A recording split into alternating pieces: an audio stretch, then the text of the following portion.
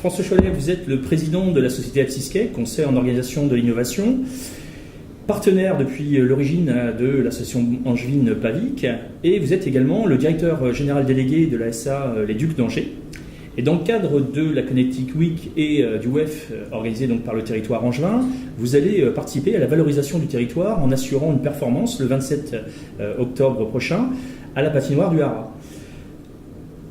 L'organisation de ce premier match de hockey sur glace connecté en France, pouvez-vous nous en parler un peu plus ? Oui, en effet, on a répondu favorablement à l'idée et à l'initiative de Rosine Bienvenue, qui est notre adjointe au maire en charge des sports, en disant que ce serait sympa de terminer la Connected Week avec un événement un peu ludique, un peu événementiel, un peu spectacle au sein de la patinoire du Haras. Alors, dans le cadre de ce match, qui est un match officiel de Ligue Magnus, du championnat du plus haut niveau français de hockey sur glace, Angers reçoit Grenoble et seront installés pendant toute la durée du match des objets connectés, du numérique.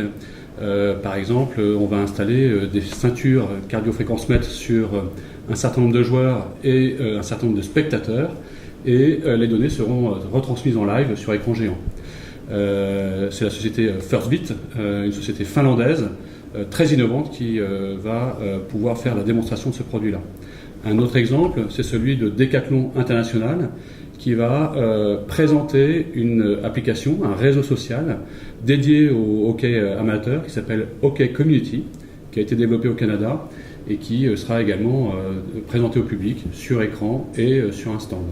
Enfin, pendant toute la durée du match également, une société angevine réputée qui s'appelle PlaymoWeb va installer et diffuser également sur écran géant un tweet wall avec un concours de tweets et l'élection du meilleur joueur de chaque équipe pendant le match. Voilà les différentes manifestations en live qui seront organisées dans ce match-là. Angers, donc on voit bien qu'Angers a un véritable ADN en matière d'expérimentation.